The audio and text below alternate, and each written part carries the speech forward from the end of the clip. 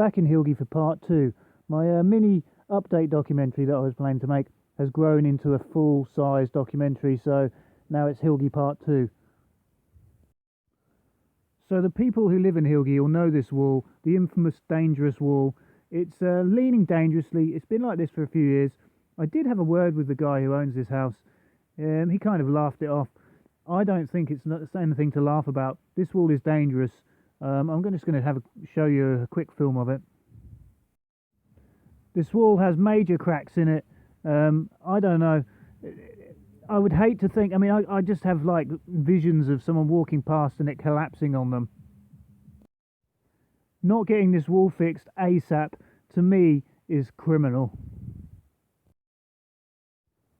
So having politely mentioned to the guy who owns this wall that it needs fixing, I now thought the only thing left to do is to document it and put it in this documentary. So now moving over to a footpath, or just off Woodhall Road. I just wanted to show you what's been done to the common land here. This is a new fence that's been put here. This used to be common land, like scrubland type thing, and they've put sheep on there commercially on this piece of common land. We just walked from that way, and just to show you this field here, which has also recently been barbed wire, disgusting, and 4 sheep people have been put on here. This is also common land. You used to be able to walk straight across there. Once again, another field. I've just come from that way. Well, this is like right to roam for farmland, but now they've put fences up, brand new fences. Now there's lots of land along this, around these parts of Hilgay. I'm not sure which ones were common land and which ones weren't for all of it, but I'm going to show you some more. And for instance, people in Hilgay will know where I am. Now this here is been put up as well. Another private sign, CCTV operation to scare people from going on there. This is a lovely walk down there, which we just, well, it's public access anyway because you've got a right to roam. But I believe that this was part of the footpath network. I remember walking down here. The sign over there was changed. There's a sign there. It no longer points down here.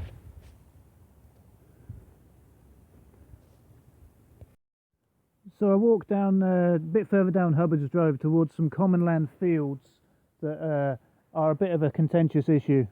So these gates here on this common land show that the land is now being used commercially for trapping cows or sheep or whatever. There's been sheep on here, and I know there's been cows here as well. So I'm covering the land that I know is common land. There used to be, the path I showed you the other day is there, which I said the sign might get overgrown. Now here, there was an access point on this corner of this little load of trees, which is common land. There used to be an access point here onto these common land fields. I've walked through here. There's now a fence there. This has been here for a little while. It's been here for a few years. I want to show you the other end of that. I'll go into the woods there and walk through, and I'll show you the other end. You used to be able to walk in here and walk round there. You can't anymore. So I've walked through the woods. There's only a small little copse of trees. I'm back here. Now look, on this gate, barbed wire. You see that? As you walk through the gate, I've caught my clothes on there and my bags. That's highly illegal. You can't do that. This is common land anyway. You shouldn't have fences around it or have barbed wire. So it just shows you that they've been putting sheep on here commercially. Now I took a picture which I'll share.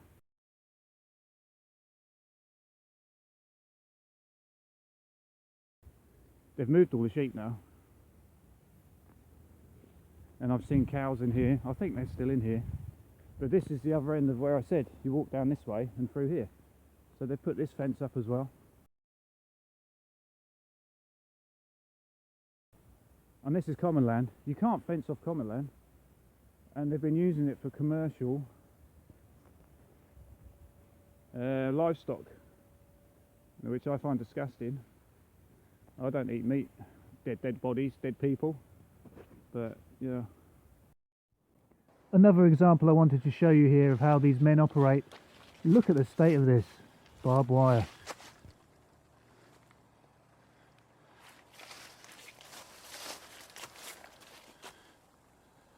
They've left it like this. It's unbelievable.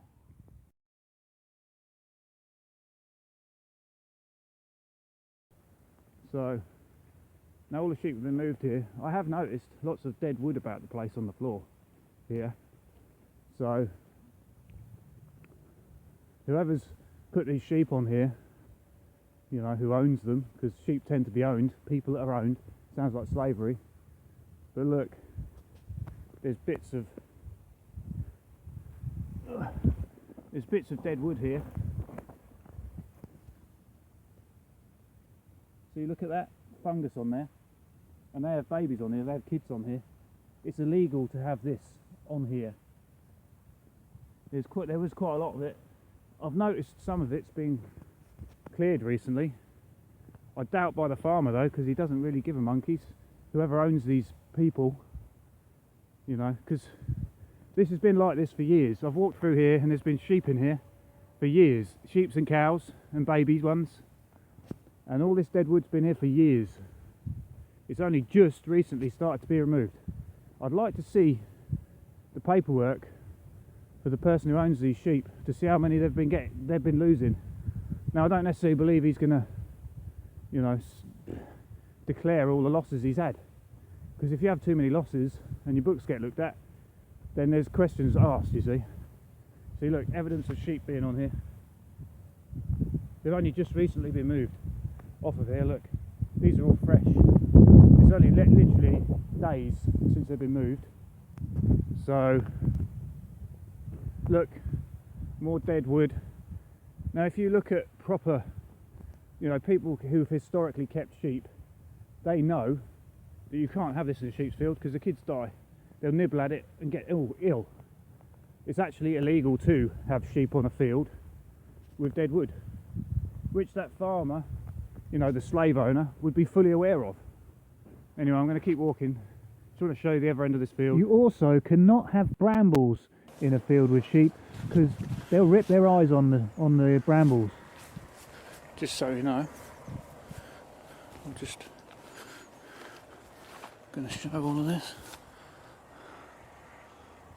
But obviously this isn't a sheep's field anyway. This is common land where someone's decided to put sheep on there. Now, you can't do commercial ventures on common land. More brambles here. You can imagine sheep accidentally ripping themselves on these brambles. You can imagine kids running around and accidentally ripping their eyes open. This is no way to look after sheep.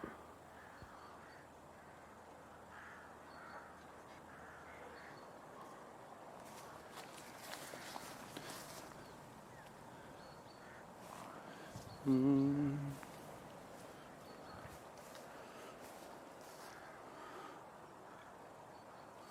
the way along here, thorns.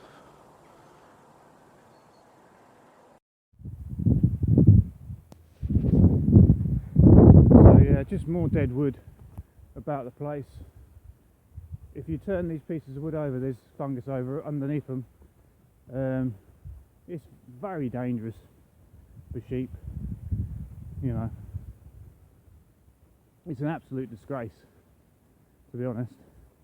And this is common land, so commercial, you know, livestock on a commercial scale on common land, as you know, is not permitted. And this fence here is an illegal fence.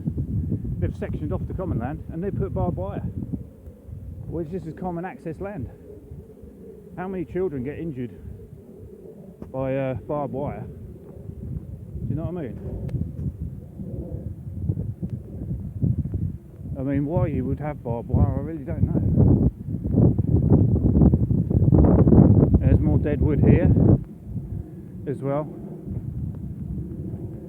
See all this? There's going to be fungus on this. Oh, blimey, look at that. That is an absolute disgrace. Look at that. Oh. Oh my gosh. I hope someone clears the rest of this. You know, some of it's been cleared by some kind soul, I would imagine. Someone come through here realising how dangerous it is. You know, I mean, the sheep aren't on here now, but when will they be put back? I mean, how can you know, more evidence of sheep here.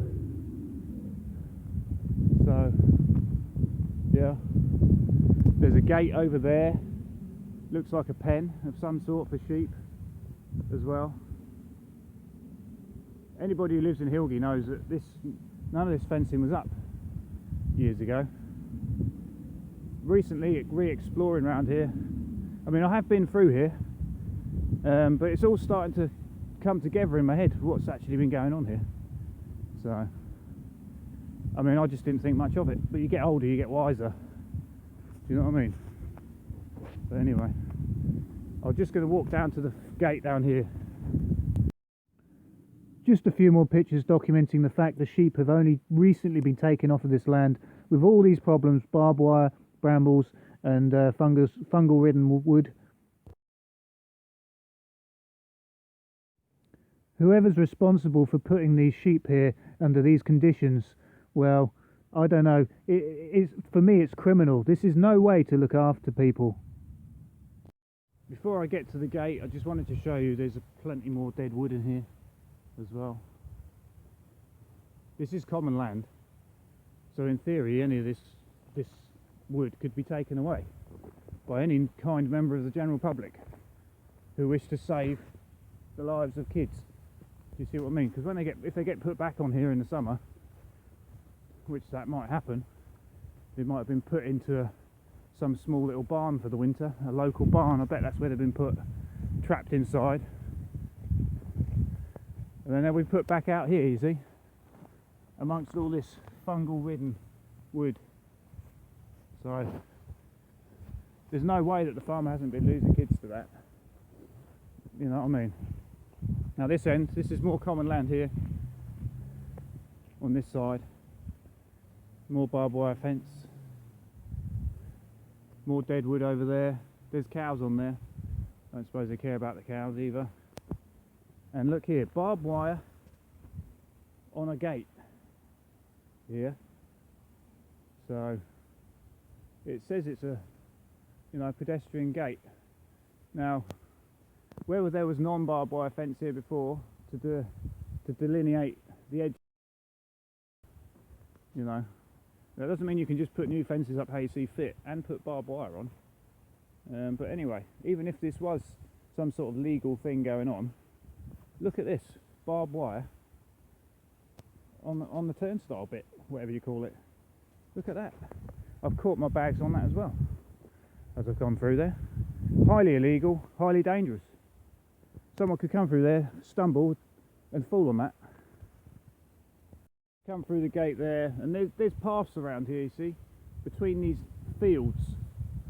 Yeah, fenced off fields, fenced with barbed wire. Now, I remember this all being open, just open common land with paths through. You know, there used to be signs and stuff. Do you know what I mean? But anyway,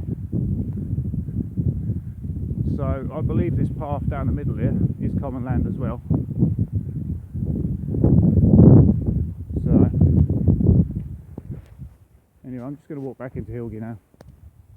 Yeah, just more of the same as I walk back into Hilgay. Barbed wire everywhere, fences.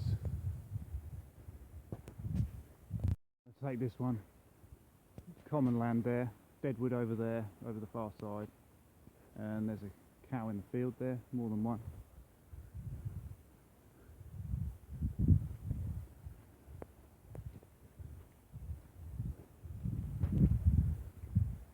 There's something I want to show you up here. I wanted to show you this. Very dangerous. Look at that. And illegal. Even if this was privately owned land, that would be highly illegal. I mean, I don't even know if barbed wire is still legal, is it? I don't even think it is. It shouldn't be, should it? So I just wanted to show you this. This tree has been down for some time.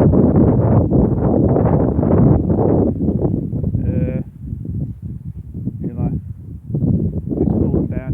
It blocked this footpath, you see, and it's been down for over a year, I think, probably longer, and just left by the guy who was supposed to clear it, to keep these footpaths clear, was just left, blocking the path, and more evidence of willful neglect of footpaths to prevent people walking. I would imagine the local residents got very upset about that. I once saw a little old lady walking down there. There's someone following me now, walking down there. I did see a little old lady walking down there, and I used to struggle to get past that. I did. It had been there for years. Now, very recently, over the last, I don't know, week or so, someone's been down here and cleared that. But if it was the guy who was supposed to clear it, he's taken a long time to do it, which is illegal, obviously, because he has to keep it clear. And he's supposed to walk these regularly anyway. So that's his job. And I saw her going down. I used to struggle to get over it, and I'm still in very good shape. You know, a man in good shape, good and agile, very agile. And I struggled to get over that, so I don't know how she coped with it. She probably didn't like going over there. I would imagine lots of people didn't walk down here for that very reason, because that was blocking the way. Which is all very convenient for people who don't want people to walk down here. Do you see what I mean? So there we go. Another gate with a lock on it.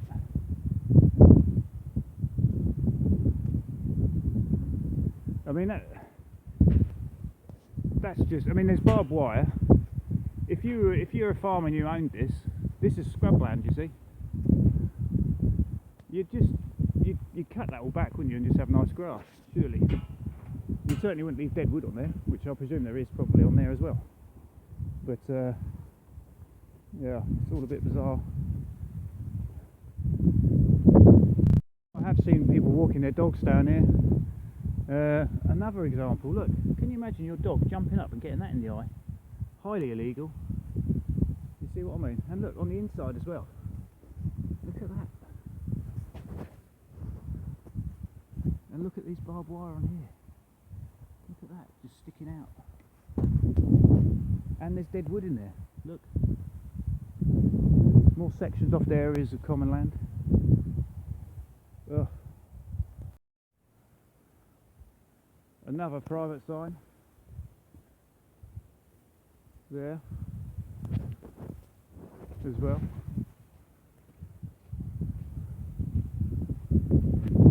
And now I'm back in Hilgay, more or less. I just wanted to show you this sign that I mentioned in the last film. In a bad state of repair. It needs drastic help. It won't last much longer, I don't think. So this is another walk. But the way, I mean, it doesn't, there's no sign saying you can walk there. I've walked there. You used to be able to walk there. But this is just to put people off walking there, I think.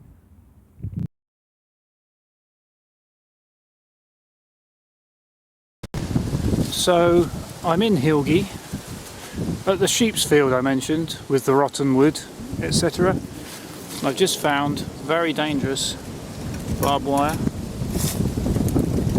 This gate is secured with string, which would be a barrier for many animals in there coming into here where all the rotten wood is. Now, I haven't walked across here. There's probably more rotten wood in there. In fact, I'm looking over there, I might see some. And there's obviously all that which will go rotten. But this barrier in theory keeps animals in there, animals in here. Legally speaking, when you put a barrier up like that, it should be safe and secure. But look at this.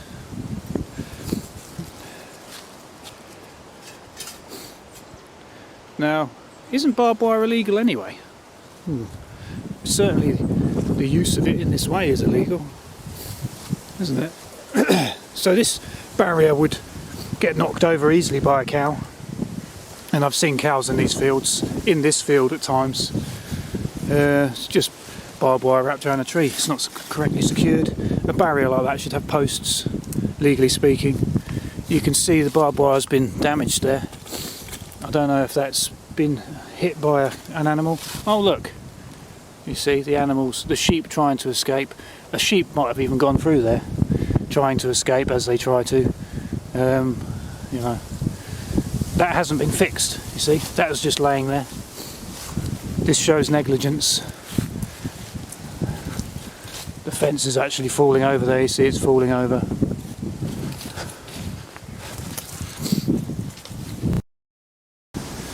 Also there's a post here on the ground, a metal post. When that gets wet, that could be very slippery. An animal could break a leg on that. Another piece of metal here that could hurt someone. Just bits of metal strewn here. Is it an old gate that they couldn't be bothered to fix? It looks like it. It's an old gate. Maybe it was from there. Well, there's gates here like that anyway for animals, so I'm not sure. It shows that they've been doing this for some time though, on this common land as well. I'll just show you this barbed wire again, it's horrendous.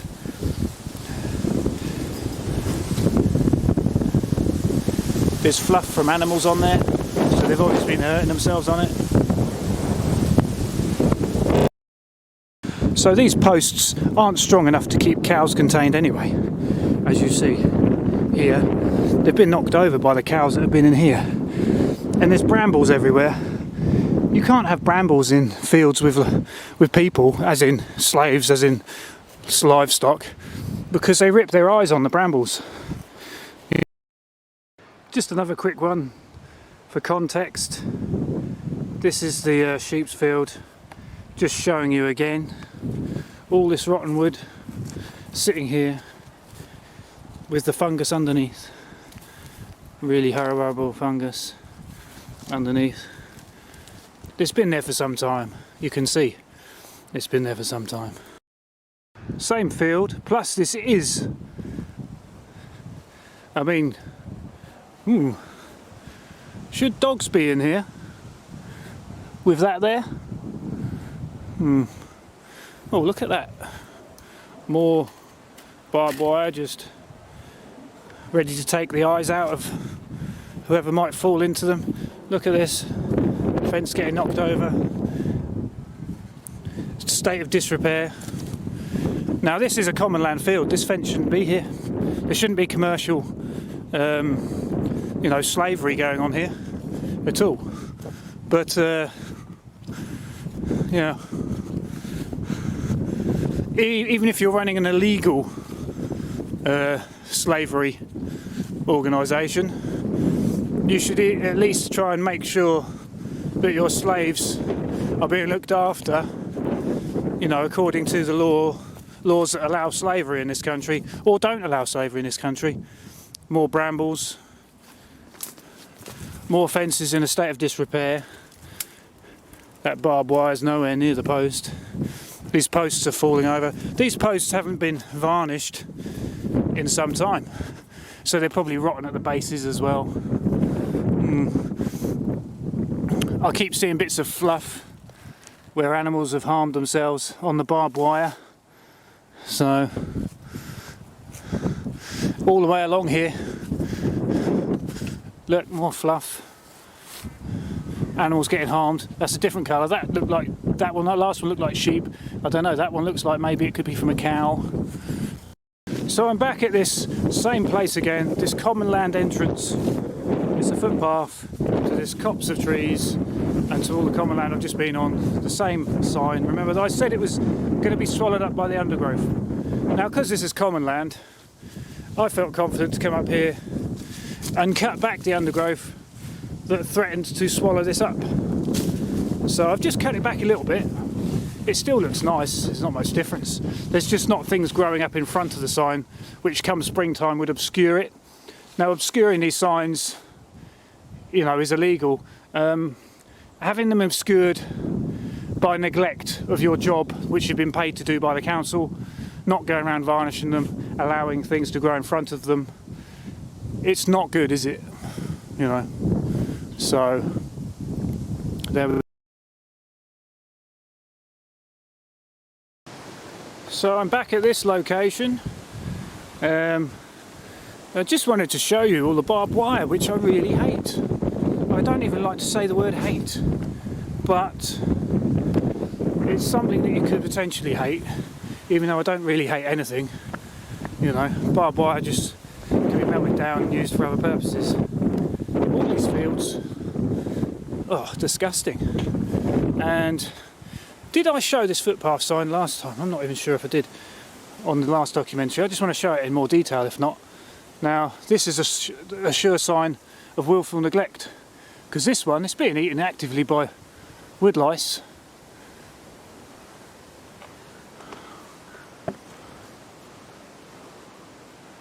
They're squirming around on there. It's all rotten through. This shows you what happens when you don't varnish public footpath signs. I'm not sure. Oh, look, someone's ripped it out. It's just leaning against the wall there, just leaning against that wall, and yeah. More barbed wire over here.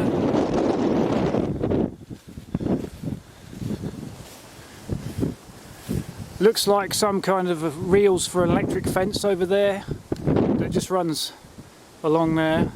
There's a little orange post there, and that's running along another post somewhere there. I'm sure that's coming out on the film.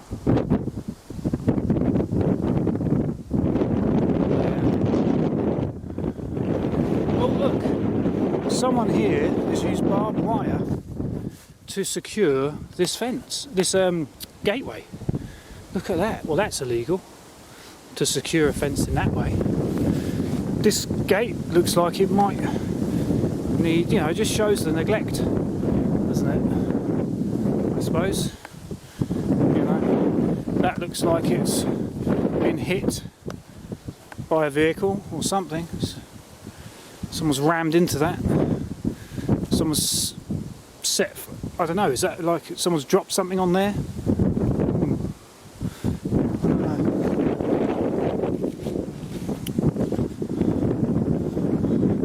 Just one more shot of barbed wire, because I just really don't like it. More barbed wire here. Look at that bit. Look at that bit there, sticking out there. That looks very dangerous. You can imagine a young ewe, a sheep, or whatever, sticking their eye on that. Oh, it's not very nice to think about, is it? Look. Someone's planning to put people in there, slaves in there. Look, there's water there. There's nobody in there at the moment. I assume they've all been put into a tiny little, you know, contained space somewhere. A barn round here, you know, where they...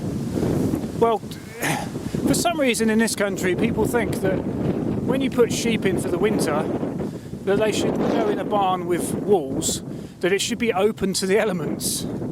That's somehow good. I don't know if farmers say, well, it makes them harder, you know, it makes them harder, and if you're too soft with them, they won't be as healthy. Well, it's been proven that they're actually a lot healthier in nice conditions, warmer conditions, far less death, far less disease. So, yeah, as a building I saw at Sandringham, near the water tower, I assume that's where they've put a load of slaves. For some reason, farmers like to have a proper barn for their equipment, but for the people they're keeping as slaves, what they like to do is make sure they're just in sub-zero temperatures. Give them a little bit of hay and straw. They have a wall that goes up, then an open space, and then a roof. If you know what I'm saying. I mean, lots of people have seen these sorts of barns. That's basically what they are. They're like slave torture chains. Fields that used to be lovely walks, common land walks. Across there you could walk. All this area here. Now we've got this barbed wire to hurt people and threats. That's what we've got.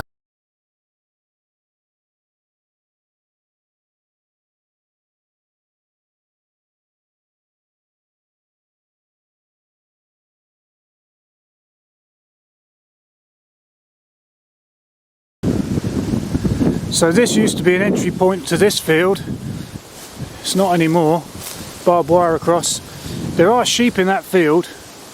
Just wanted to show you a load of dead wood over there, just left in the field. Sheep in the field, yeah, over in the distance, moving around.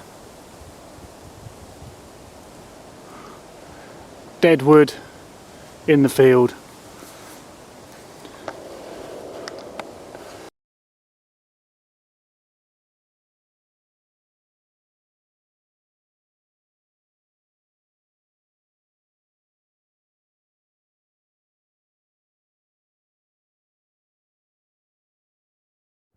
I just wanted to show you this gate here to show you the mentality here.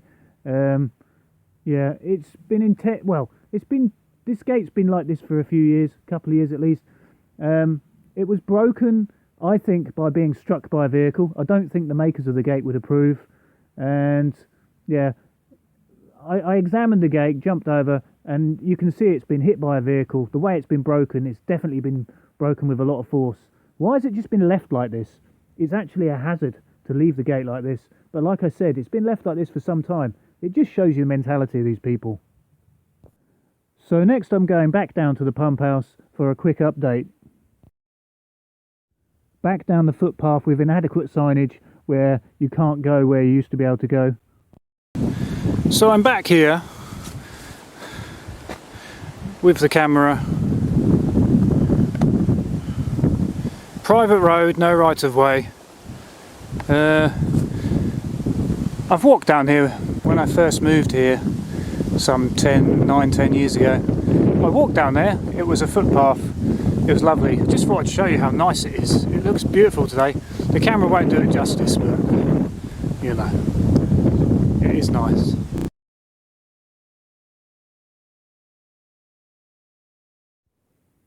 So to the right there is the lovely walks that you used to be able to go onto that lovely piece of land there.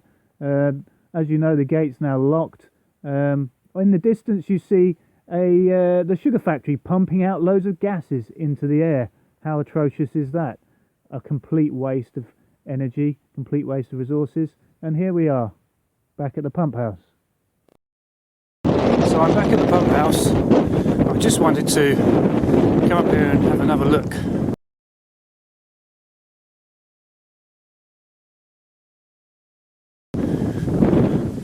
I've since found out that this is now in private ownership, which seems strange to me considering what else I've realised. But anyway, it's in private ownership and it's now rented out to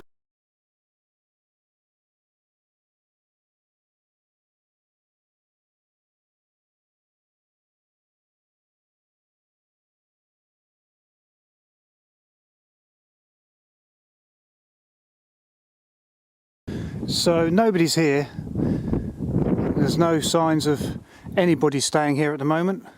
The place is empty. So I've taken some videos and some pictures to show you this is now being used as a rental property.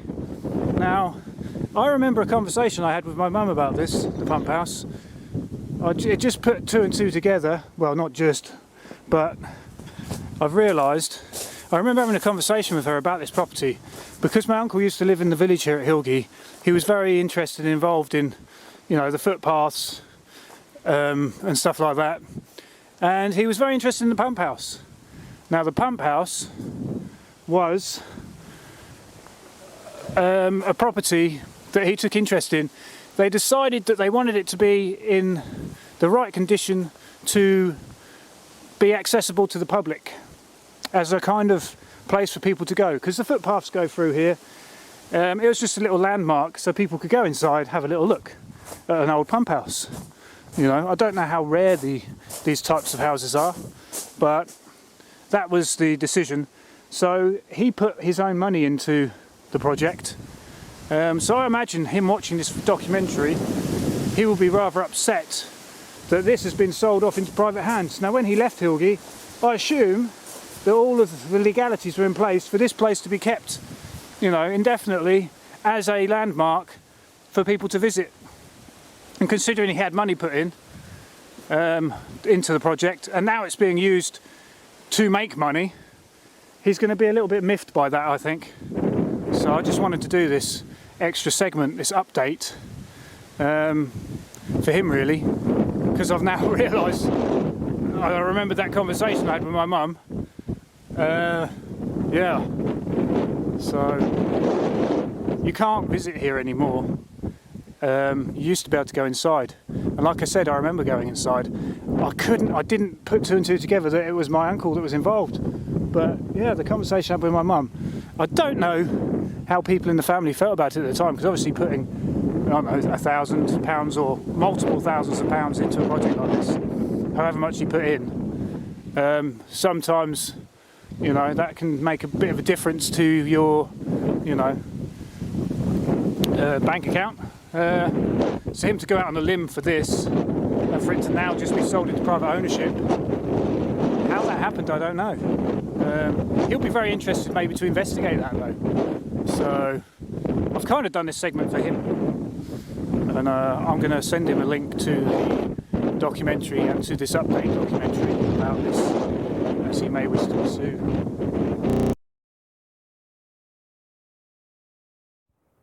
So I'm back at the church in Hilgay having a look at these walls again.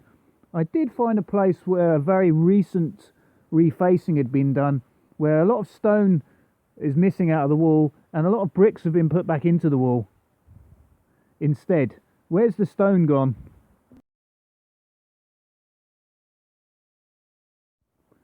Considering this would be a listed wall, not even the vicar could say you can take those stones away, because they would have to be replaced like for like. In fact, the same stones must be put back in.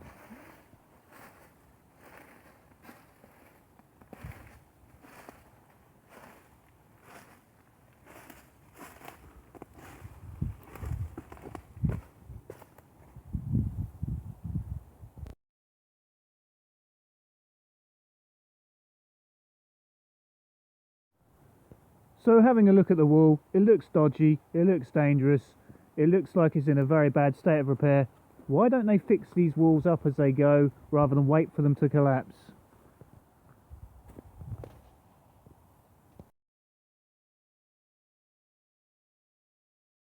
So this wall here actually needs fixing now, before it collapses. It's almost like they're waiting for it to collapse, maybe, so they can take the stones away and replace it with brick, rather than just repair what's there. If it was me, I would come in right now and repair this, because it would be a lot cheaper, you see. You wouldn't have to pay for bricks. You could just use, you know, sand and cement, fix this back up again, put these stones back in. Look, there's a stone there that's fallen out, and repair the wall. It seems to me it's being left until it collapses, so the stone can be taken away from a listed wall. So not really the appropriate course of action. In actual fact, an illegal course of action, in my opinion. And I assume that wall is listed. The church is very old, so, you know, anyway. So the reason you don't allow walls to collapse as well, before you fix them, firstly, all the material from a wall like that should be reused, and it's better to make good before it does collapse. I mean, if that had been done, you know, if it had been kept in a reasonable state of repair, there wouldn't be an issue, would there? But at this stage, as it looks now, there's bits where the wall's sort of hanging over, and other bits where the stones look like they're about to fall out, like the whole kind of, it's kind of like a facade, isn't it, on the front of the wall of car stone, a dressing. A lot of that stuff looks like it's about to fall out. So if kids come around there and, I don't know, touch the wall or just walk past the wall as it collapses, it's a serious danger concern, you see. That could potentially end someone's life. You know, you can imagine like some 5 or 6 year old children going out to explore, which they do in villages like this. They go out in groups, you know, one of them might have a phone, stuff like that. You you know, which is, I mean, I used to go when I was young, and you know, when I was like 5 or 6 years old, I used to explore stuff. So yeah, so that wall is dangerous. There's no signs there to say it's dangerous. Really, it should be cordoned off, and it should be getting fast-tracked for repair. But I mean, I suppose if you want the cast stone off the wall and you want it to all collapse, then come back and chuck bricks in, which is more expensive anyway. To do it that way, I don't know. So yeah, it just shows you, like, there seems to be a general policy of neglect going on around the village. Why other people haven't highlighted these things, I'm not sure. What is going on around here with, like, people that used to walk these footpaths being silent about their loss, you know. And as I was saying, I mean, my uncle's garden on the back of his house, the paddock that ran right down, why would people, you know, all en masse sell off their garden to a farmer? I mean, buying the land, he isn't going to want to buy it at like, you know, domestic rates, I suppose, because agricultural land isn't that expensive to buy, is it? But garden on, you know, and back gardens on houses is more expensive. So I don't know, it wouldn't seem like the way you do it, but you know, what has gone on there? Why have they all decided to sell all of their back gardens? Or did they sell them? I mean, did something else happen? Were they coerced into it somehow? I don't know. I'm only hypothesising, but I'd be interested to know what they've got to say about all of that, you know. Anyway, I don't want this to be too long. I've got editing to do. This is like the day after Sandringham day 3 filming. If you've watched the Sandringham documentary, you'll know what I mean. So I'm kind of wanting to get back and edit that documentary as soon as possible. But there was another concern I had about this poisoning station out here, and prioritising the lives of humans over the lives of other people of different species. Well, I just felt, I mean, I wanted to get some exercise this morning anyway. You know, it's always good to start the day with a bit of exercise. So I thought I'd come out here quickly, and as I walked past the wall, I thought I'd have another look at it. I thought I'd just check the wall. The wall that I had checked, I thought that the cast stone hadn't been replaced. It had just been bricked up on the corner, on one of the corners, which was originally in my original Hilgay documentary. I edited that out because, well, I'm going to edit it out. I haven't released the documentary yet because it seems to be incorrect. You know, it's hard to tell. That wall's got lots of different periods of fixings and concrete beams been put on top, and it's been repointed with different modern, what I assume modern cements and things. But it seems to be brick, so it's kind of been repaired with brick. But then I looked around the rest of the wall quickly as I walked through, and I spotted a part which would have been stone, which hasn't been replaced with stone. So it's an issue, you know, and it's a safety concern. I thought I'd walk the wall and see how safe it is, and it doesn't look safe at all. So yeah, anyway, I'm approaching the poisoning station now. So that line of trees down the sort of right hand side there, that's where the footpath runs.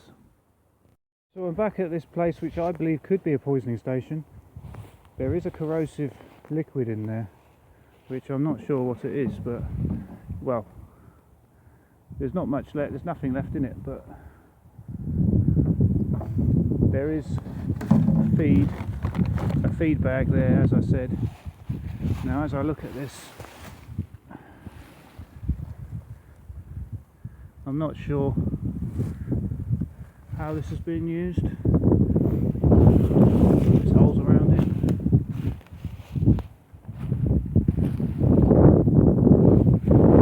Why would you bury this in the ground? I'm not really sure. Was there poison in there? For rats. It seems to me that could be where the poison went, in there. I don't know, it's been... Oh no, it's not even buried. Wait a second. Let's just have a little look underneath.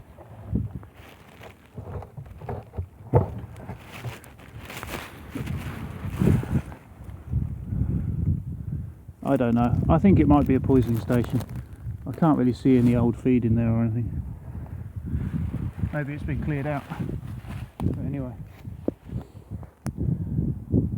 It's the most logical choice for it. And corrosive liquid. There's a number on there. WCB 119. WCB 119. I don't know, maybe that is a poison.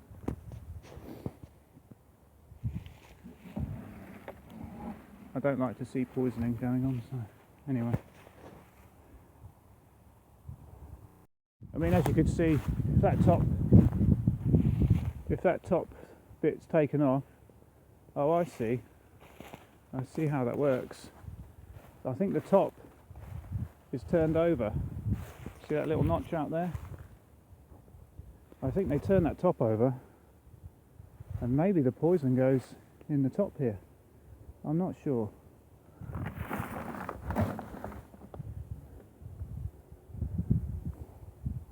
You know, and then the animal goes in there to get the poison.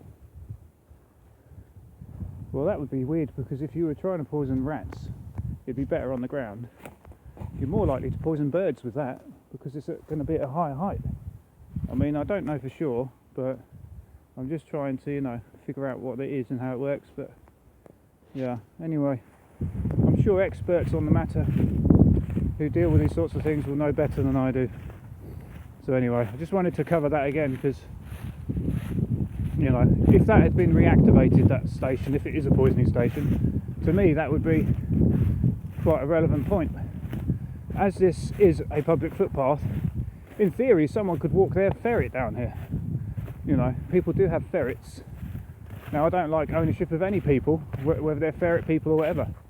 But I don't know, if you had a ferret friend and your ferret friend was walking with you through here and they disappeared for a short while off of, you know, a lead, which I don't like leashes or leads either. I mean, sometimes they're essential with a young dog to teach them to not run off and get hurt, maybe, unless there's maybe a better way to try and figure that out. But anyway, so yeah, so I can imagine a ferret, you know, ferret friend climbing up into there and eating poison feed. So anyway, I'm gonna call it down, this one now. As I mentioned, I now feel, you know, a bit of urgency now, well, a lot of urgency, because of the problems I've seen in Sandringham with, you know, I needed to get all the documentary evidence. I needed to go back to the shooting range, pace it out. I did find clay pigeons, which are obviously in a position where the only way to shoot them would be to shoot towards the road. And I did find a bullet which looks suspicious. At this stage, I still want to do a bit of research on that to see if I can ascertain what type of bullet it is. I'm no expert, so cursory examination, I have my suspicions, but I don't know if they're true or not. So yeah, so now I'm in a bit of a state of urgency at the moment to get back and get that Sandringham documentary processed as soon as possible and to get it out there, because the lives of those cows that could topple over that cliff are at stake. The lives of local children potentially getting shot are at stake.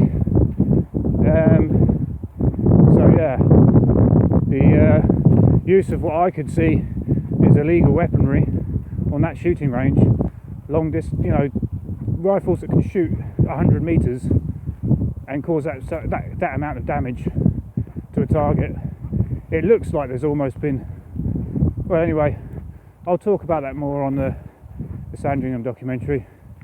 I think I might be releasing this one after the Sandringham documentary now, because I have to fast track it. But people who've watched through will understand what I'm saying and what I'm talking about. So anyway, I'm going back now to start the editing. This, I assume, is now the end of my Hilgay mini update, although it has got larger. I'm not sure how long this mini Hilgay documentary is going to be. It might end up quite long, I don't know. The original documentary I did was 2 hours on Hilgay. This one could be touching on an hour or more now, I don't know. I've got to go and check back, but anyway, I'll see you later. So I've come down to the gate that I've been looking at a few times. You know, the one that I've left brambles on. I haven't had the time to clear it. I want it to be here when my documentary comes out. Just wanted to show you this. See, that's the only thing that's stopping the sheep from pushing through here and going out straight onto the road, which is that way, just down the path. See, I've just pushed that past there, look, see? I don't know if they'd break that, but I don't know what's holding it. There's not much holding it. Have a little look. Oh, so someone's put a post there to stop the gate swinging that way, which I suppose isn't really the way to do it, is it? If you're going to repair this, putting a post there isn't the way. If you can see that post there. Well, you can't because there's brambles in the way. The post there to stop the gate going the wrong way. But look at that. There's no way to keep a gate, is it? I mean, look at it. That's all falling apart. I mean, this hasn't been painted in years. And look, there's the barbed wire. Anyway. So I'm walking through the sheep's field again in Hilgay. The common land that's now a sheep's field. I mean, the reason this is common land, and there's brambles around the edge, because this is common land. If you put, theoretically, traditionally, with the archaic laws, if you put an animal here, you'd have to put a peg in the ground and peg them somewhere where they can graze, so they don't run into the brambles, you see. But it just shows you this is not a sheep's field, because there's so many brambles in it, so, and all the rotten fungus wood. I just think it was worth mentioning again. But anyway, I do like a late night walk. It's nearly my birthday, and the moon is in the sky, so it's nearly a full moon, so, which I like. Anyway, see you later. So I'm at Hilgay, near the bridge.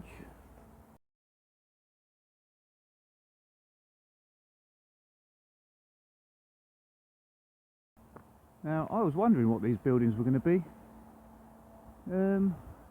when they first built them here. Turns out that it's just been turned into a private residence. I don't know what the original plans were with this. Was it always supposed to be a private residence? Seems strange though, because this here was common land. Like, from there, definitely from the bridge along here, this is a common land field and a place where people can publicly moor and stop. But this was common land here. Oh look, they've cut the trees down. Let's just have a look at the toilets, shall we? I mean, that hasn't been varnished for years. These haven't been varnished. They're about to, you know, I mean, whoever spent money on these, why isn't the person who's supposed to paint these come around and painted them? You know, varnished them to protect them.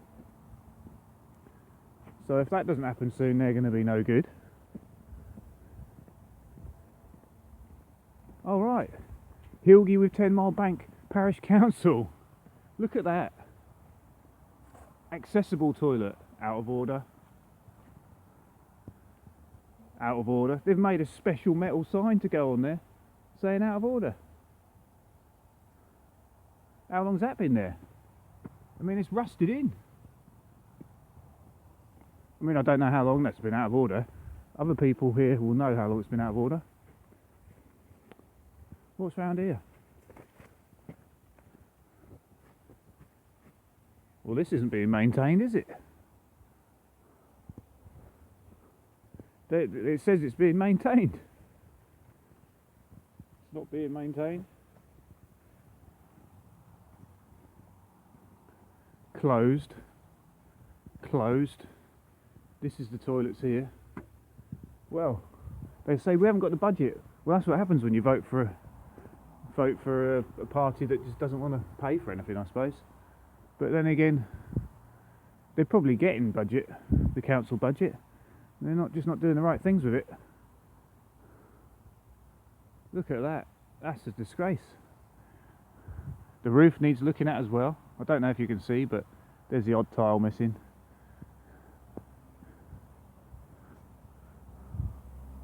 This is how it is here in this country now these days. Alright, I'm going to go have a quick look over there. That over there used to always be public access.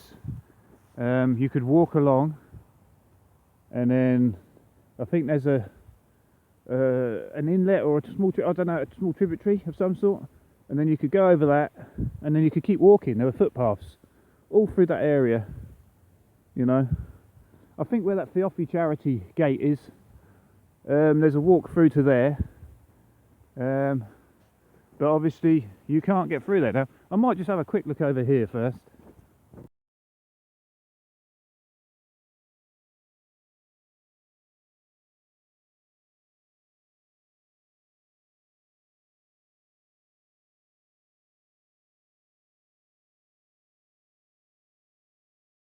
This field needs cutting.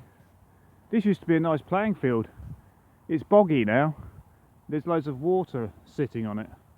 I don't know why the drainage here is no good. It used to be fine. Alright, I'm just walking over to here. Is it another private sign? Oh, it's the Fioffi charity thing. So it says this area is the property of the Hilgay Fioffi charity. Which they're doing what with it? Exactly. There used to be nice walks through this way. This is common land, which is public access.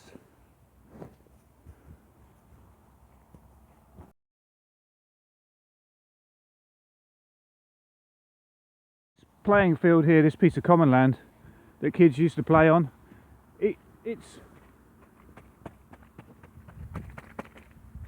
It's semi-flooded. I mean, it's why they can't sort out the drainage on here, I don't know. It's not like it's, you know, that difficult to sort it out. It's getting worse and worse, and I mean, it used to be a nice field, but it's getting bad. So here was another walk. You could walk straight through here. Yeah, this is common land access. Now this bridge hasn't been varnished for years.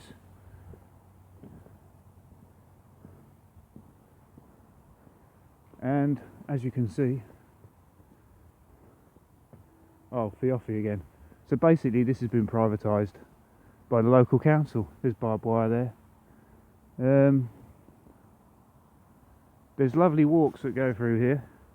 There's footpaths that used to go all the way along the riverbank and everywhere, and you could get back into Hilgay at various access points. Where that Fioffi charity gate is, you could go through there. I mean, you can in theory get over from that way and walk this way. I don't know. There might be more. I haven't explored it. I haven't got time to explore it. I'd like to for this documentary, but time is against me. I need to get edited and get everything out because of safety concerns. But I mean, I've been through here. I remember going through here and thinking what a wonderful place it was to walk. So yeah, you can't get through there now.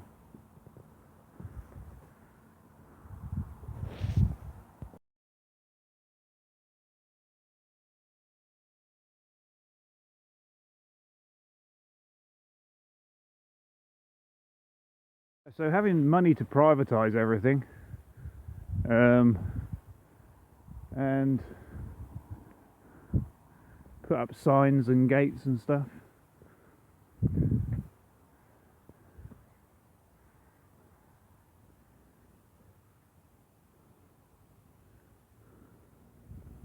It seems like they've spent money on privatising stuff instead of maintaining things.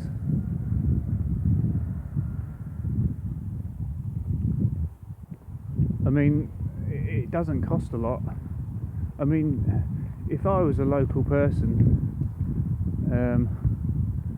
who was involved with the council, all they've got to do really is go and buy a pot of varnish for someone, and then they could just come down here and do this. It's almost like private citizens might end up doing it out of desperation.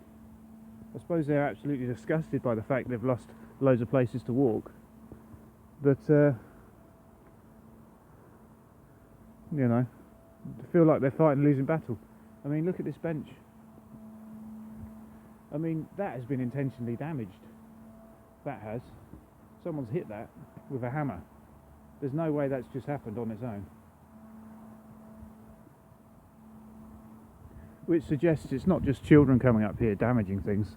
That looks like an intentional act of vandalism by an adult. With a hammer.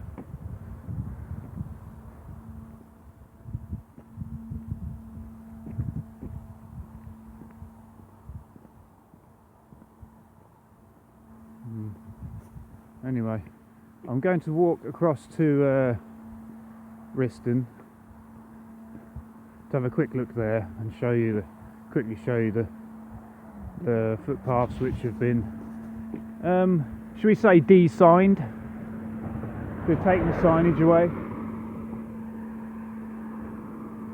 and I have seen private signs down there. I'll be interested to see if they're still there. But yeah, I've now got growing concern in my mind about the sign on that original bridge. The little sleeper bridge with the footpath gate, where the sign was hanging off. The one I said I was going to repair, that I'd repaired before. I'm starting to get more concerned about that. I'm thinking now I've slightly cleared it, maybe people will think, oh, we might walk through there now again, just try it and see.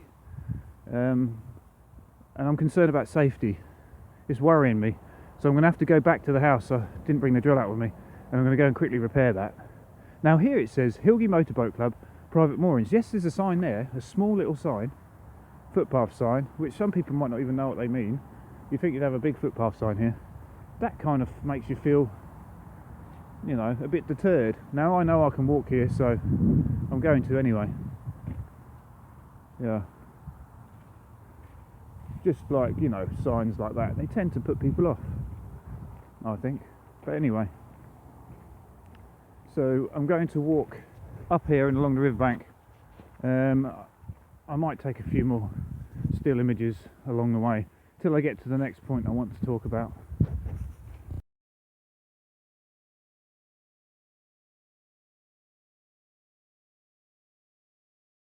The footpath on the other side used to run along where those boats on the far side are. You used to be able to walk along there. There's fence over there now. You know, that piece of common land over there that you used to be able to access. But I'm going to keep walking along here.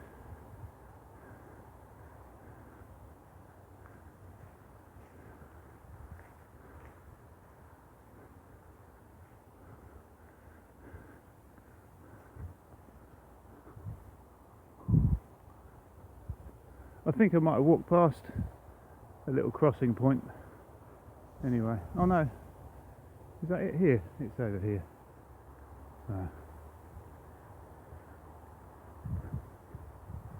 So I don't know if you can see, but just there, going that way, there's an inlet off the main river, and there should be a bridge across that, which then allowed you to walk further along the riverbank on that side, a footpath.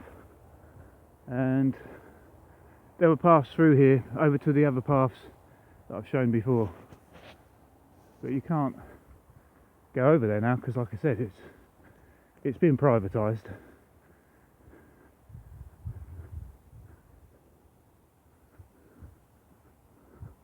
It's saying no entry down there on that sign, see, look, which suggests you can be up here on this riverbank. But then they've stopped the access to the riverbank. Morning.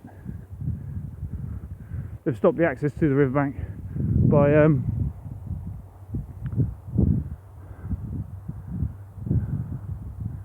see, there's a bridge across there. Used to be a bridge across that there. Anyway, so yeah, so they've stopped access to the riverbank by putting that chain across. Which, if people are allowed to walk along the top of this riverbank and just not go down there, which those signs suggest, which I don't mind that. I mean, some people might say, well, we'd like to go down there and walk along, you know, even if they're private moorings. I don't know. A little bit of privacy is quite nice, I think, if you're paying for a mooring there. I'm not going to argue about that, obviously not. As you can see, someone's taken this chain down. You know, so that sign there,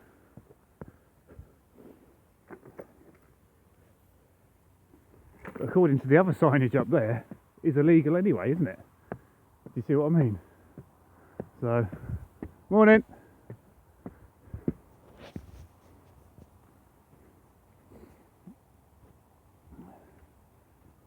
Now over there is another footpath that runs up to the road there, over there, the main road. I think there is still a footpath sign there, I'm not sure. I'm not going to have time to check it on this documentary. Local people will go and check, which allows you to walk down here, you see, all the way around there. But as I said before, there used to be signs, because I have looked on a map before, and you are allowed to walk down to the sugar factory. There's footpaths that go down there. And there's a footpath that goes along there, and this section kind of that joins between the two of them, there's been a gate there at times. It's been locked at times and I've had to jump over it. This is going back some years, maybe about 3 years, I think. It shouldn't be because it's a footpath, but like I said before, there's a little village, again I can't remember the name, but then there's Riston. Now that little, very little village, it's called Ash something, I'm not sure, I can't remember. Yeah, someone at the end, on the road at the end of that village coming towards this footpath area here, somebody put a private sign up on the road. And there's a track as well. I'm going to have to go and investigate and see if it's still there. But making people feel uncomfortable to walk in places they've walked for years and used to have footpath signs, taking footpath signs down and then locking gates and things like that and putting chains across. Do you know what I mean? This is public access land, and you know, it is beautiful down here. I like to walk down here, and I know I'm allowed to walk down here, so I don't feel uncomfortable. But I have felt uncomfortable going across that way since the changes happened. So yeah, anyway, I'm going to just move along here and do a little film near the gate, or what was the gate. I don't know if is there still a gate there. We'll have a look. Right, so I'm at this point. You can tell by the landscape where I am if you're local. I can see the sugar factory pumping out gases in the background, which I don't like to see that. It upsets me because I see it as a waste, and I see it as a potential pollutant, depending on what they're pumping out. Pumping out steam is a massive waste of energy. As you know, steam can be used in compression engines. You can just run it into a chamber and make lots of energy out of it and run a generator, maybe even charge batteries. So it seems like a massive waste of money. So there used to be a footpath sign up there where I've just walked down this ramp. There were footpath signs there telling you that the footpath continues along the riverbank and there's a footpath down this way. Those footpath signs have been removed. Now here there's a gate which isn't, I don't know if the gate's still on there. It's not locked. This was locked for years. I used to have to come down here and climb over it. But this gate, it looked really old, but it was not here before. It was put here and I was like, whoa, what is the gate here? Where's the signs? You know, this was a few years back. The gate's still here. It's not locked. It looks like it hasn't been locked for some time. It's all overgrown.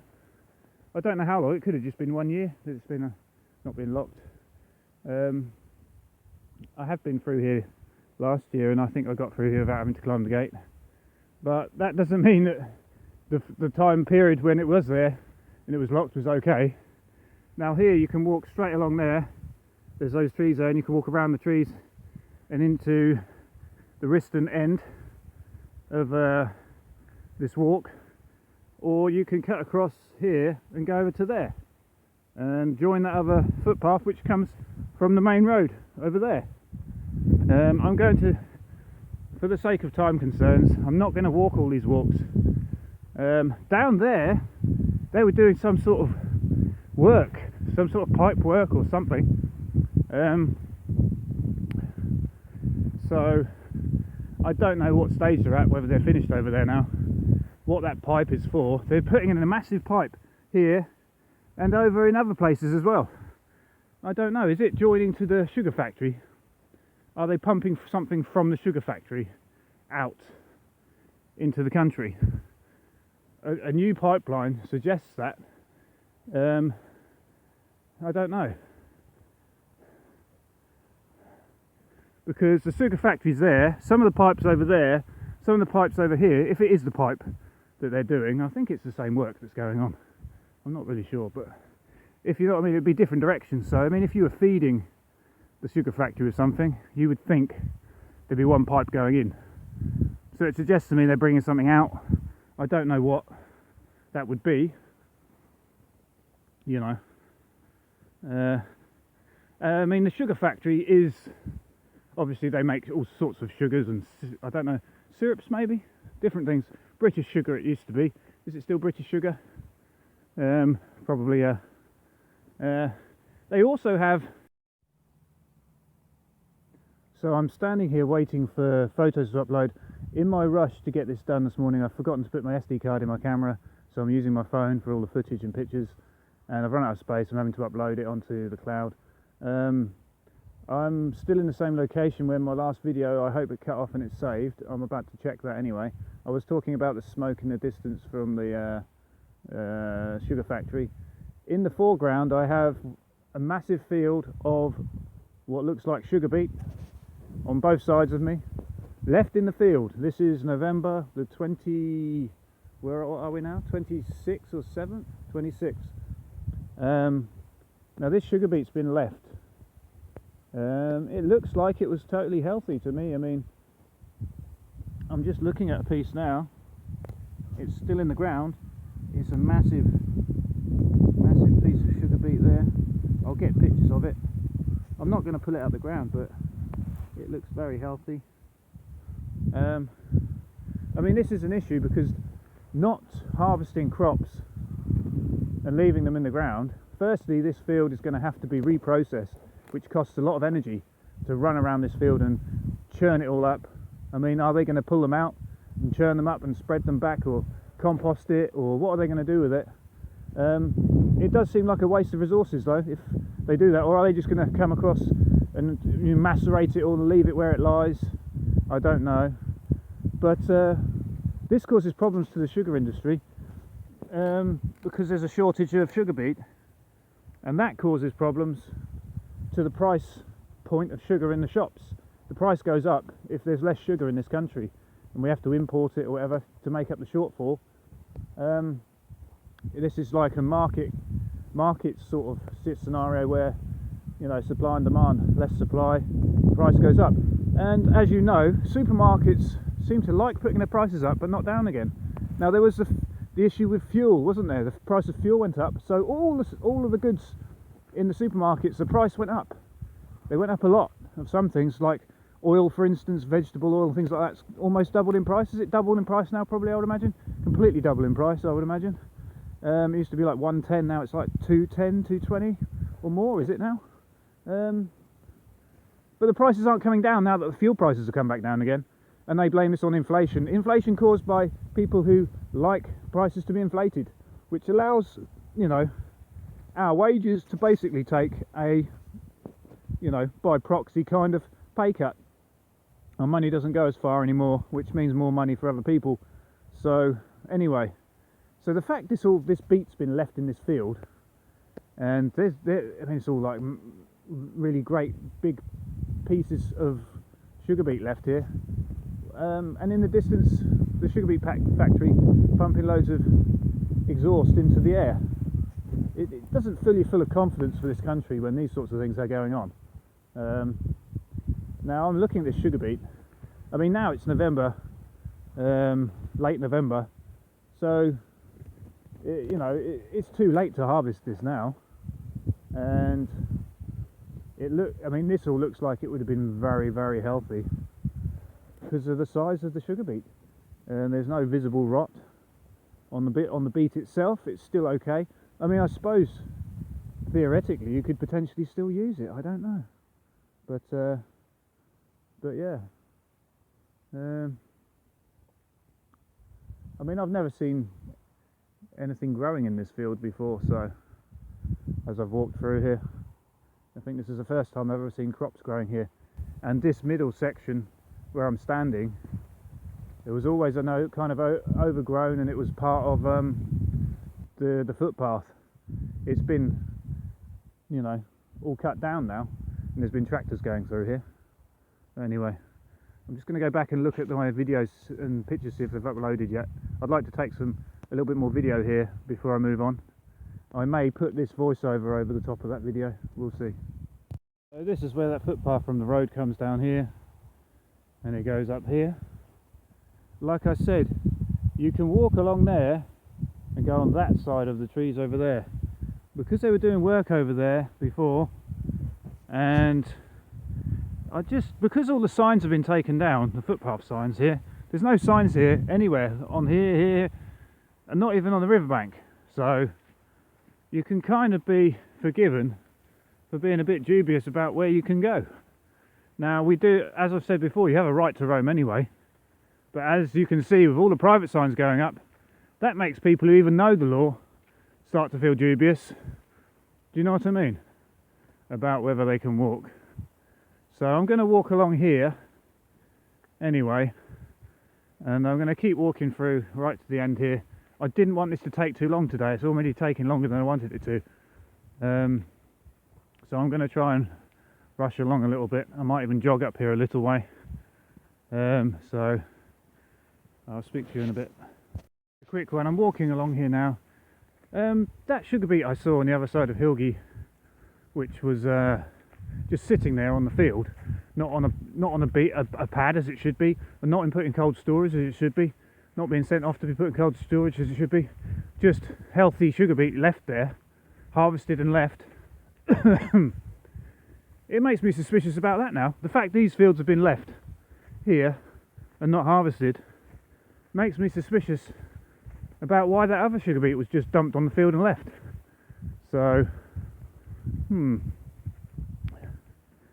because I mean, like I said, with market economics, sometimes the best way to drive the price of a product up is to limit its you know, resource product acquisition, if I may say it that way.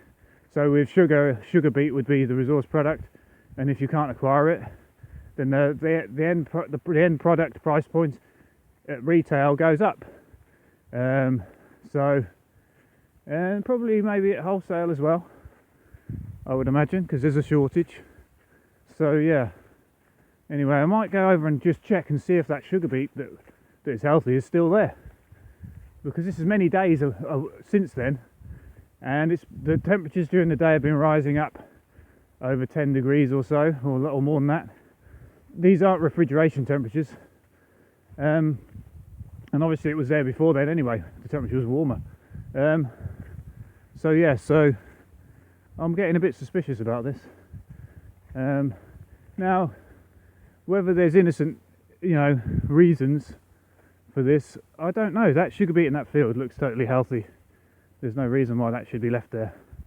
And the sugar beet that was left on the field that I filmed before looked totally healthy. I don't know. It's not like it's an original concept. Trust me. Since the beginning of agriculture and the monetary system and the laws of supply and demand, these things have happened. Shortages have been either created accidentally, which drives prices up, and sometimes the prices have been driven up.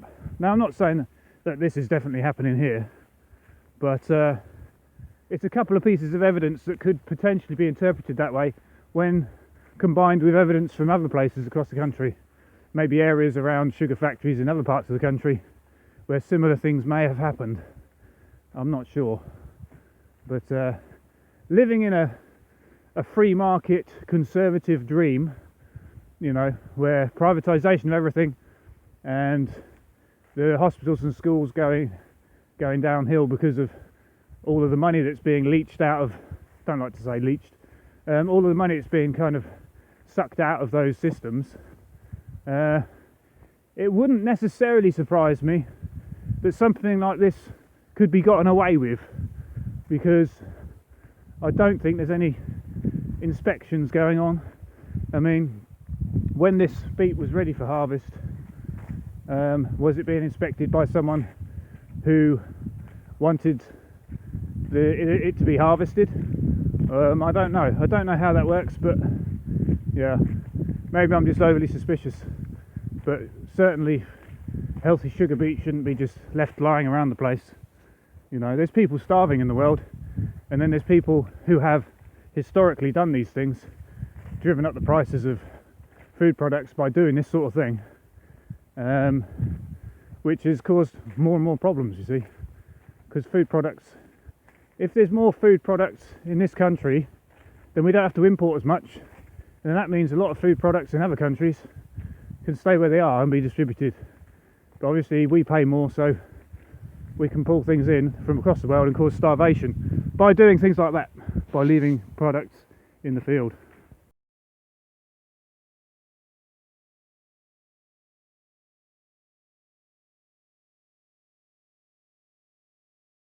There's great big pipes over there, which suggests there's some sort of pipeline work going on here.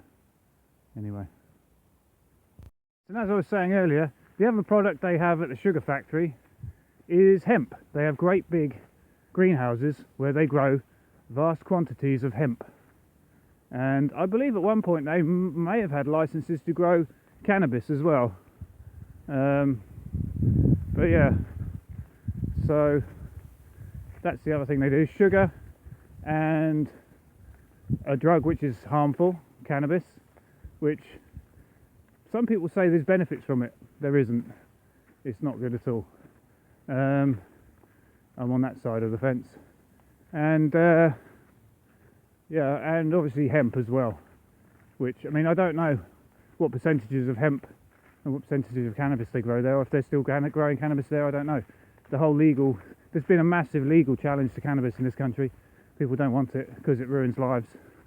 But anyway, I'm going to continue my walk, going on what was the footpath. Used to be able to walk across here and go around there. It says Strategic Pipeline Alliance. I believe that's the same as the other site over on the other side of Hilgay, where they're putting in pipes. So 2 different exit points from the factory. So this gate here's had a lock put on it. That's not legal because this is part of a footpath. Why it would have a lock on there, I really don't know. Why there's a gate there, I really don't know. There shouldn't be.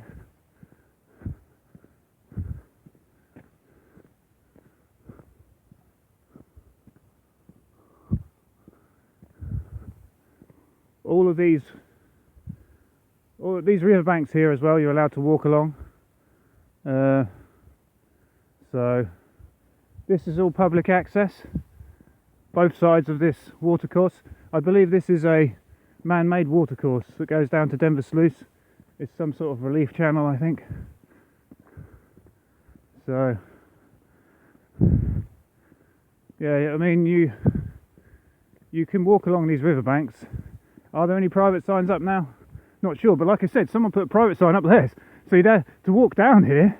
You'd have to go through private signs anyway, or over the gate at the other end, which was locked before. So, right, there's no private signs now, and it seems like you can get in there. Well, that one's blocked. Well, look at that. I mean, you can walk round it, but I mean, to walk round it, you kind of going through there.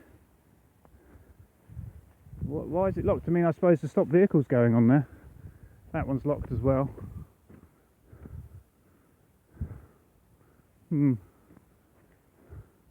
footpath signs though. There used to be footpath signs here. They're all gone. And like I said, there was a private sign up here. I'm just going to keep walking up here. There's that little river I was just at. This is all nice walks here as well. And there's also nice walks that way as well, which I have explored. I won't explore them today, but they're all public access as well.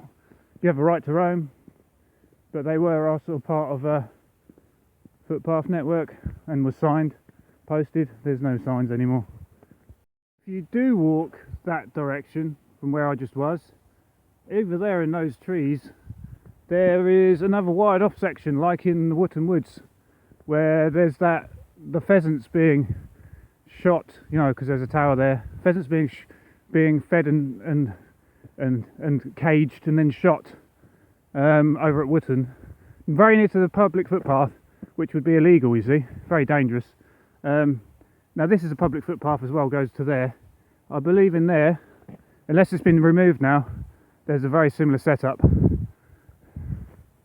I haven't got time to cover it today. I can't walk there today. I've got to get these documentaries out, but yeah, people can go and look. So a bit further along this road, which is a public access road for people to walk and bring their children and poochie friends, etc. I found a dangerous structure that looks like it could fall over. So something like that has to be fenced off and then earmarked to be taken down. That's been like that for years. It's dangerous.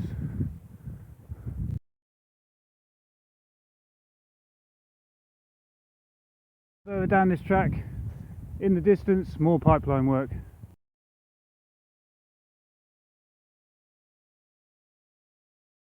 As I said, someone put a private sign on this road track. It's turned into road now. I'm just going to keep walking along to see if I can find a private sign, whether it's in this. I mean, I believe it was further up here, I think. Maybe it's been removed. But anyway, I'm just going to walk along till I find it. If not, I might not make any more footage out here. Another shot of the mysterious pipeline that's bringing something out of the sugar factory. Nice little cottages down here. That one there, that wall looks very damp. Looks like it's had a gutter problem and a drainage problem for a long, long time. That needs fixing. Quick time check, it's now 12:44. That's 12 midday because it's daylight.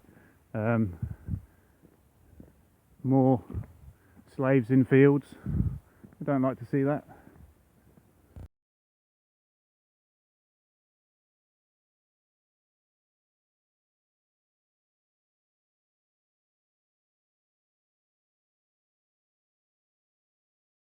Sugar beet being incorrectly stored here, just left over there next to hay bales.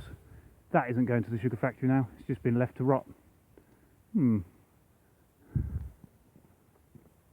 road, this sugar beet looks totally healthy, so it's illegal to do that with healthy sugar beet. Just leave it, because like I said, it can affect market prices.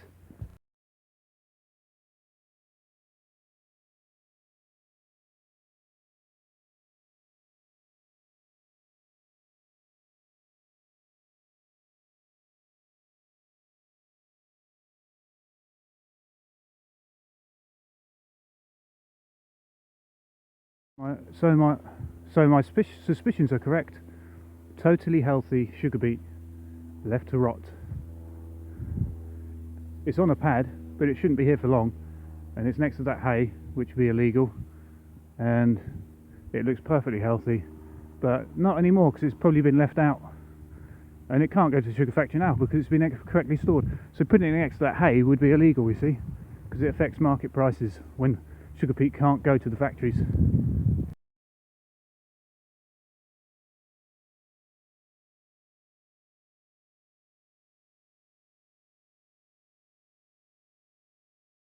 So the private sign to deter you from walking down this way has gone.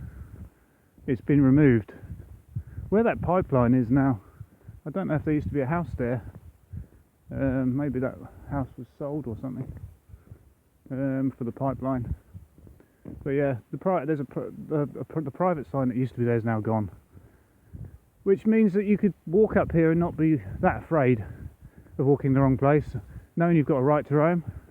You would do that, but all the footpath signs have gone, so yeah, still not good enough, I don't think. Well, it's a disgrace, you know.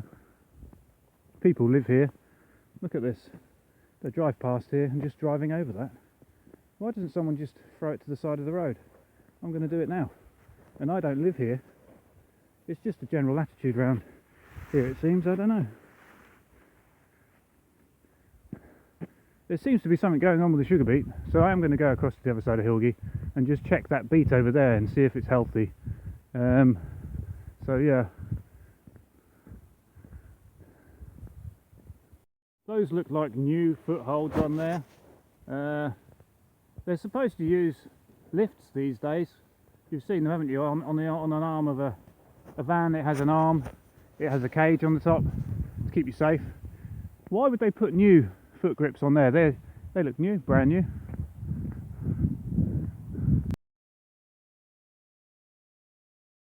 We've got another pipeline place, storage area of some sort. Oh, I can see the pipe in the distance there, coming in there. Just one thought, there's some military camouflage here which is covering up the signs, the warning signs. This is Strategic Pipeline Alliance again, illegally covering up their own signs with camouflage.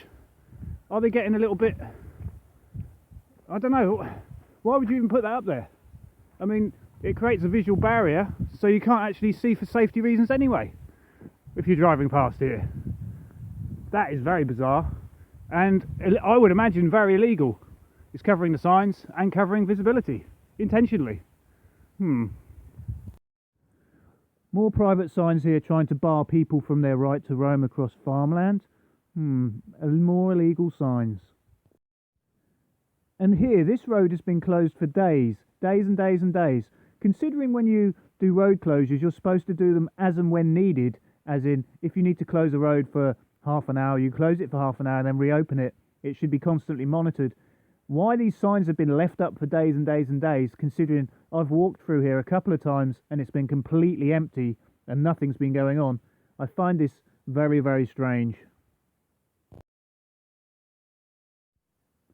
Locals who wish to use this road must be very upset about this.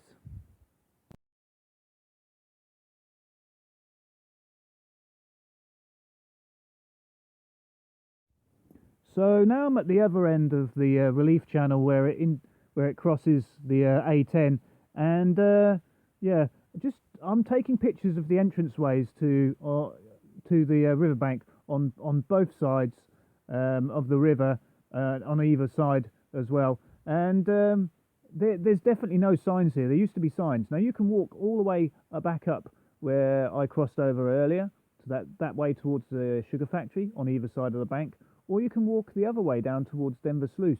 Now these walks are really, really nice, lovely to walk down there, But I don't know whether you're going to have to contend with locked gates potentially. And obviously there's no signage anymore, whereas there used to be signage which could like direct you where to go, and there'd be other walks as well. But yeah, all that's been removed now.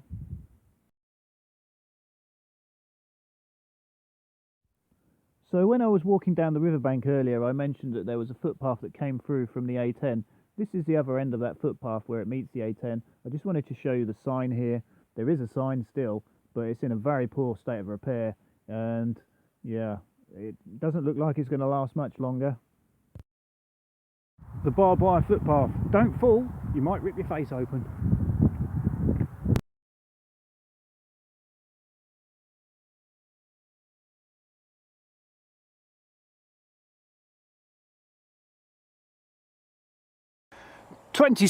November 26th, 2023, and I've come back here to show you this illegally stored sugar beet again that's been left out. I was thinking that this might go off to the sugar beet factory. Now my suspicions have been raised as to the fact that this might just be left and not go to the factory. Oh, look over there. Anyway, I'll look over there in a second. So this sugar beet here is healthy. There's nothing wrong with it. Oh no. Absolutely nothing wrong with that. Sorry, I got a bit of moisture on the lens. Let me just clean that off. So yeah, this sugar beet is totally healthy. There's no rot at all. I won't cut into it because that would be criminal damage. But I don't think it's going to be, anyone's going to be caring about it. So it's just been left here for reasons that I have suspicions on, but I can't necessarily say that for sure. This is all healthy. There's no sign of rot in any of this. And remember, this has been out for a while as well, but left out in the sun and all sorts for a while. So, I mean, I would actually take a piece of that home and eat it quite happily if I cooked it and skinned it and like just took a piece right out of the middle of it, if you know what I mean, and took a piece from the top rather than from the bottom. I think I'd probably be okay doing that. But that isn't good enough to go to the factory now. It has to be really pure for sugar, and it can't be left out, and it can't be left on the ground. So I think that's maybe been harvested here and been left. But look at the rest of this here. There's a load more of it, you know, loads and loads more of it, and it looks healthy. It looks very healthy. The beet in the ground is healthy. Now obviously this has been left for a long time, so it's starting to die back. You're getting the leaves starting to die back. But look, animals have been biting into it there. Look at that pure healthiness there. You know, look at that. No signs of rot at all. You know. Look at that. Oh, that is prime. Healthy stuff. That is prime healthiness, that is.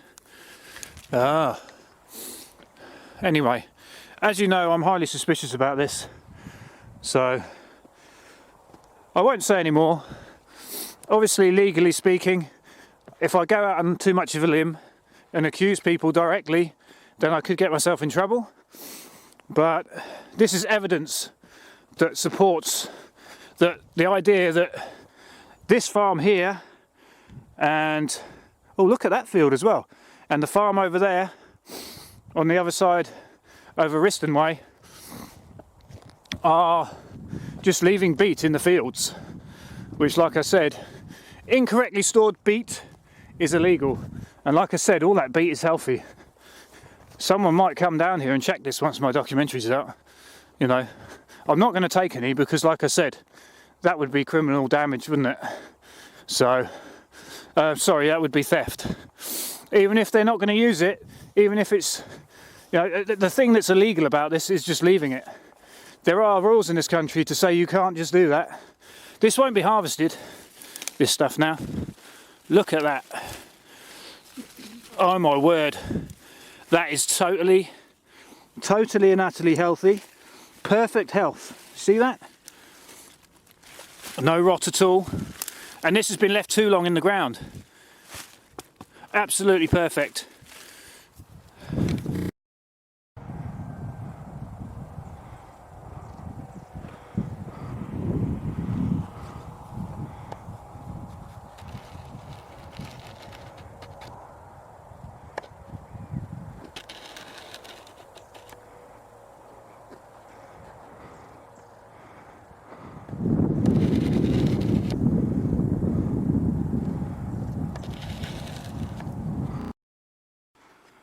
Right, so I've just got back from the sugar beet.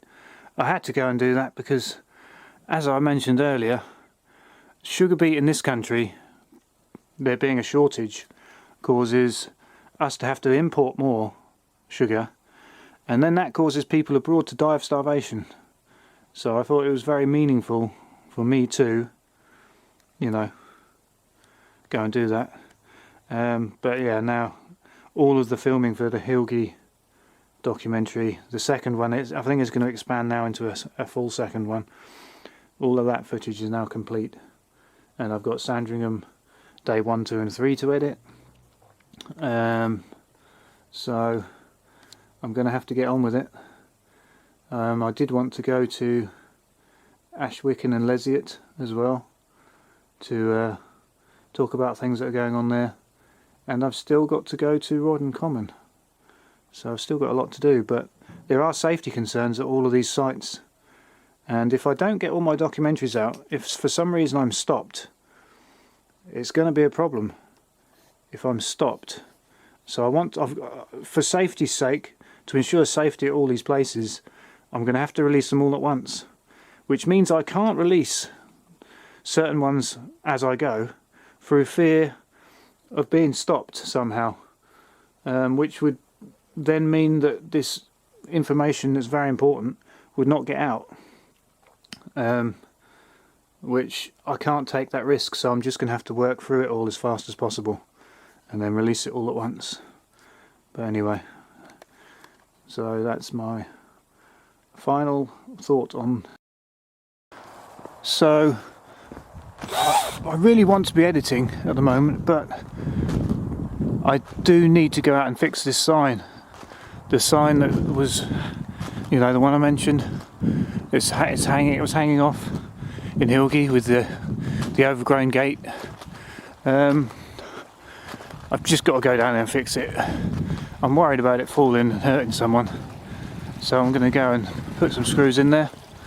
It is wedged in there. I don't think it will fall down. It's not that unsafe, I don't think, but I'm going to go and fix it properly. And when I went down to the sugar beet then on my bicycle, I did go past those houses, the residences down there. I was seen passing on my bicycle by someone. A man was bringing out a wheelie bin, and then I went down to the sugar beet, did what I did, and then came straight back. I don't know if any suspicions would be aroused. I don't even know if it's anything to do with them, but yeah, I'm concerned about this now. I'm wondering if if you leave good sugar beet out when there's nothing wrong with it. I mean, if there was rot in that sugar beet, you'd see it from the outside, you know, you'd see it, and none of it was rotten, not one bit of it. So yeah, I'm highly concerned now. If this is happening in other places in Norfolk and further afield, I mean, the British Sugar factory here supplies a lot of sugar to this country, and there are other locations across the country where they produce a lot of sugar. If this is a similar thing that's going on in other places, there could be a problem with sugar prices next year. Right, there could be a problem with sugar prices next year, which yeah. Now, I can't nip it in the bud because I've only noticed this a bit too late, but at least we can see where some of the blame might lie, potentially. I mean, like I said, there's nothing wrong with that sugar beet. It's not rotten at all. So, yeah.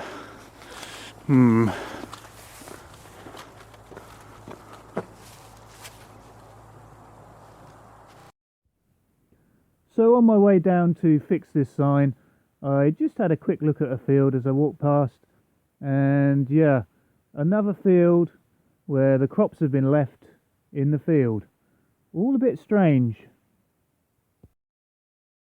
Another field with the crops left in it. The crops are healthy. It's going to be too late to harvest. I've just had a look at a couple over here near the gate, pulled them up, totally healthy. I don't know, I think it might be beetroot, I'm not sure. It doesn't look very dark, I don't know, it's some sort of root vegetable. But yeah, it's healthy, completely healthy. Everyone I've looked at has looked healthy. Oh no, that looks healthy. Some of them have got a purple tinge to them, but they're healthy. That looks like it could be, I don't know. Well, anyway, all healthy, but just left. Not harvested, which, like I said, is illegal. People die in the world because people don't harvest crops.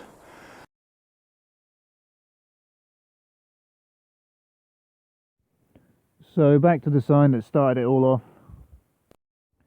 Barbed wire around the post. So I'm at the sign. I know you've seen this before, but look, I was concerned this could potentially fall and hurt someone. So I want to run some screws into there. A new sign would probably be the way forwards here, a new post. I expect to see that happen. This sign's starting to fade. I would expect that to maybe be replaced as well. And that one as well. At some point, I'm assuming the guy who is supposed to do this has a box of them in his house, I would imagine. You know. Right, so I'm just going to run some screws into this sign, and then I'll show you what I've done afterwards. So this sign needs replacing. Obviously you can't see any of the paint on here, the paint's long gone. It is in a state of, I mean, if someone came and painted that again and varnished it, it'd probably be okay for a few more years. I've put in 1, 2, 3 screws the right length to about there, right through that sign plank, whatever we call it. I've also, I mean, I didn't have screws quite long enough because I didn't realise I was going to have to do this, but I have driven one through there and it has just gone into that post slightly just to hold it. It's a bit sturdier now than it was in that direction as well. To be honest, if you did repaint this and maybe put a bit of dowel in there, it could potentially look nice again. You know, and it could last for more years, I suppose. It's not really my decision. I would imagine the guy who's got these signs has also got some spares of these, maybe. Certainly he can get hold of them. But yeah, that does need repainting. It's just not very obvious, is it? So you can see it from the road, and there is that sign up there that points down here. So, but yeah. Okay, that's that. So this is the same field I was looking at earlier.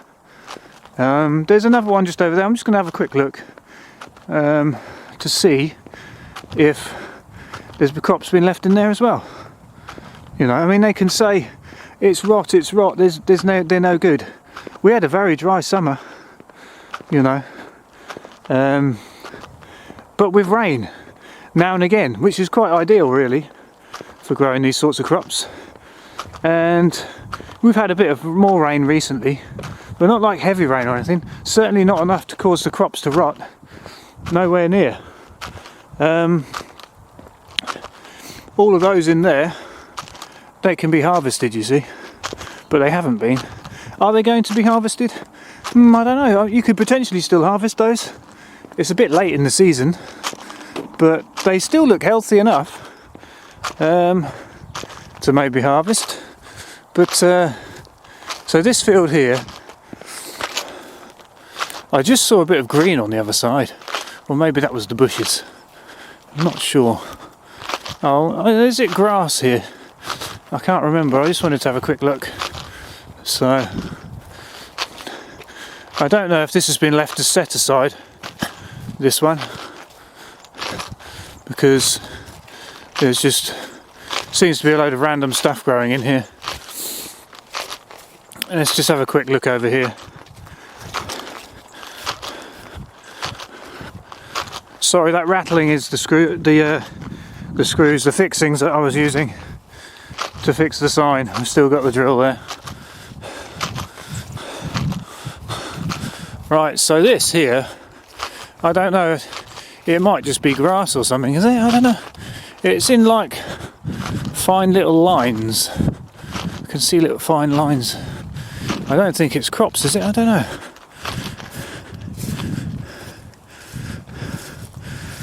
I think this might have just been left as well. Maybe they're planning to put more slaves on here. Maybe this is for grazing or something. I don't know. Anyway, well, I'll leave it. Another visit to the dangerous wall in Hilgay. It doesn't look good. I think I've got water on my camera lens, but that is a very dodgy looking crack. This wall looks very iffy all the way along here. They've just moved some material that was here. It's tipping that way towards, it's going to fall inwards. The whole thing looks like it's tipping that way.